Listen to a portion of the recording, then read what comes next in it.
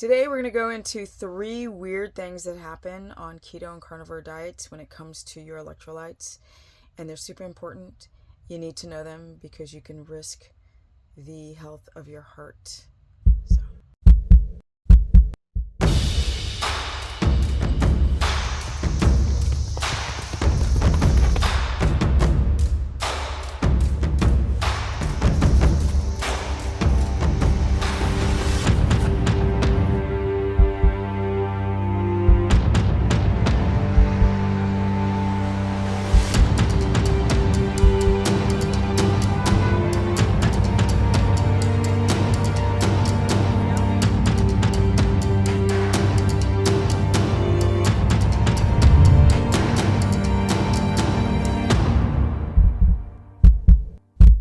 Welcome everyone to my very humble life. Now let's get right on into the subject.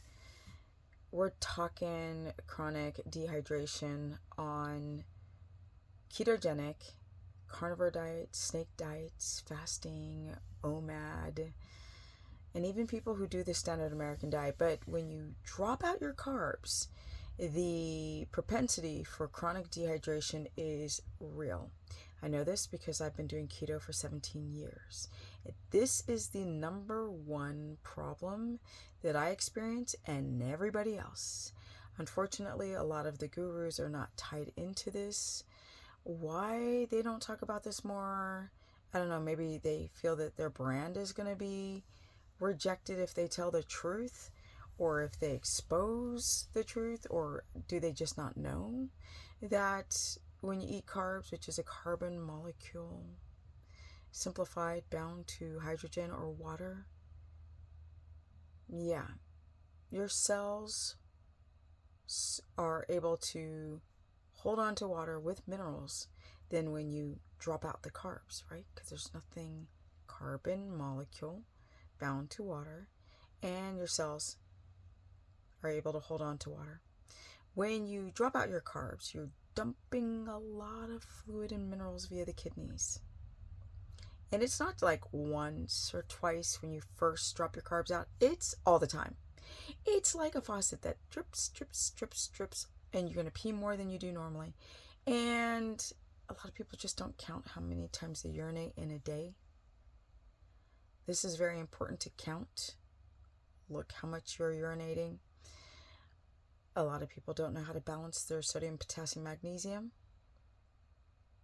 These minerals are important because hydration is more than just drinking water. People are like, I drink a ton of water. I'm like, no, you could drink a ton of water and dilute the sodium in your blood, and now you've got too much potassium. Too much potassium puts a strain on the kidneys. It's a balancing act. I'm not even kidding. The 3 things you need to consider, well, one being drinking enough water. I mean, a lot of you guys are not drinking enough water. I will do consultations and be sipping on my water. I mean, I have water with me all the time. And 99% of anyone that I speak with is not drinking a lick of water in that hour. You can't just like front load like a liter or quarts of water in the morning. No, you can actually dilute the sodium in your blood and become more dehydrated, especially when you drop out your carbs. Gurus are not talking about this. Very important. If you are not balancing your electrolytes and you have chronic dehydration, you can completely damage your kidneys and damage your heart. I know. Chronic dehydration. Then people are eating copious amounts of protein. Like, people are still pushing this? Like, what the frack? It's like they're living in the 1970s. Like, wake up. It's going to be 2025. Too much protein in your diet, and then you drop out your carbs, and then you don't know how to balance your electrolytes, is a clusterfuck of a kidney issue waiting to explode. Yeah, because your body has to break down purines, protein byproducts, uric acid, and then you're dehydrated on top of that. No wonder people's bun and creatinine levels go bazonkers. or their bilirubin, or their GFR drops, or their back pain, or the back pain is real. That's the kidneys. Like, the kidneys have to filter out blood, and then you're having like protein waste products having to go through the kidneys. Ouch. That's an ouch, owie. You don't want your kidney filtration to drop. It's really dangerous. You don't want your kidneys to drop. Like, your filtration rate should be like 90 plus, over 100. You shouldn't be down. Like, the doctors will say, oh, you're filtrating at a 60, and then they call that healthy. No, my people. Y'all shouldn't even be close to 60 or 70. Should be really 80, 90, hundreds. A lot of you people doing carnivore, go test your kidneys. Most people never take that test. They don't know to take that test. Whoa. So that's a huge one. People don't drink enough water. Then they develop kidney issues and don't even know it. Oh, I lost, this much weight. And they could have back pain. They could have heart palpitations, chronic dehydration, brain confusion, high blood sugar, but they lost 60 pounds. And no one's looking at the domino effect of not knowing how to balance these things properly. It's really a tragedy, because our body shouldn't be defined by how much weight we lose. It's how you lose the weight and your current health. Are you optimal because you lost 60 to 100 pounds? No, you're not. And so many people are hung up on the weight loss. They don't realize a lot of these people are just not admitting, because they're like, ooh, risk-benefit ratio. So they always think like, well, so many good things. There's a video. I should really show this video. The guy's like, I think I'm going to do this video next. He's like, oh my God, like this improvement and that improvement and everything got better. I'm like, you freaking liar. Dang, humans lie. They lie about everything all the time. He's like, I do a carnivore diet and everything's perfect. I'm like, no. You definitely suffered chronic dehydration, without a shadow of a doubt. Because if you're not constantly drinking water and balancing your minerals, it happens. And it happens at the most inopportune moments. You could be working out and get a rib cramp, facial twitching, headaches, dehydration, low blood pressure, high blood pressure, can't sleep, constipation. Yeah. Low blood pressure is massively a problem on these diets. I don't think there's a person I haven't coached that hasn't suffered from some kind of low blood pressure. They think that blood pressure at a 110/75 is healthy. It ain't healthy. You're tired. You're dizzy when it gets that low. Yeah. You're dehydrated. Classic sign on carnivore and ketogenic diets. Heart palpitations, low blood pressure. But that brings on the palps. People can have palps, heart palpitation, or rapid heartbeat. They're like, oh, I'm having a heart attack. No, you're not. You're not. You just don't know how to balance your minerals. You don't drink enough water. Too much protein. Skipping meals, eating 2 meals a day, eating OMAD, such garbage.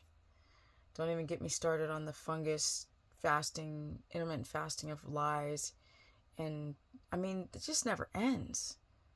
Like, throughout history, we're just constantly bamboozled about everything, all the time. They get us to fight with each other, and everybody just falls in alignment with it. Like, there's sides of it. There is no sides. It's crazy. I can take this all the way to the dietary world of carnivore, the corruption and nonsense in it. It does have its place.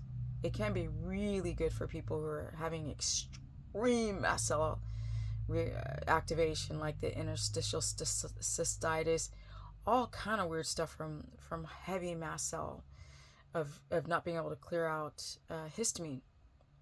It can come in the form of palps and whatnot, but and all types of weird stuff, pain and this and that. So carnivore at first can be like amazing, but if you don't balance those electrolytes, you're going to be jacked. I don't care how much weight you lose. I don't care if all your markers look better. If you go too long chronically dehydrated, then later you develop a kidney problem or a heart problem because heart's not getting enough oxygen on these diets. And a lot of these gurus, they don't even know this stuff. Nobody's teaching them.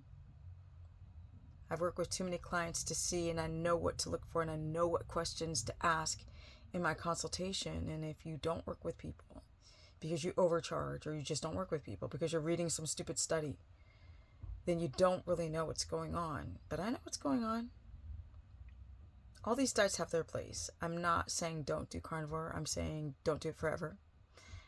Take your inflammation down and get off. You don't want to destabilize the gut microbiome. You need that fermentation in the gut to help heal the gut wall. There are so many things. I can go on and on and on, but I won't because I got to edit this. All right, you guys, I hope that helped. Those are the 3 or even 4 things you need to consider when it comes to chronic dehydration. There's a lot more, like brain confusion and there's a ton of things I could talk about. The dangers of being chronically dehydrated, like the constipation people are experiencing. That's a real thing on carnivore. And then you eat all that meat, you constipate even more, and then you start to become toxic because you start forming plaques in the colon. But that's for another video. If you guys feel that you need help, go to stephanieperson.com and book a consultation, or you can go to just my social media. You don't have to book a consultation. You can go to Stephanie Ketogenic on my Instagram, Stephanie the Business Person on my Facebook fan page, or you can go to stephanieperson.com if you want to join my course where I cover all 3 diets, because not all of you can do carnivore or keto or low carb, high fat, depending on the thyroid or your histamine or whatever you're experiencing, or your fibromyalgia, your pain, or your reproductive system, your low energy or low testosterone, high testosterone, thyroid, all types of stuff. Freaking fascinating, the body. I know. Feel like every day I learn something new. Yeah, when you know better, you always do better. And I'm out because I gotta edit this. Energy at 57, and I'll be on my way to 58. Can't wait till I turn 60. That's gonna be so freaking fun. I can't wait. Peace.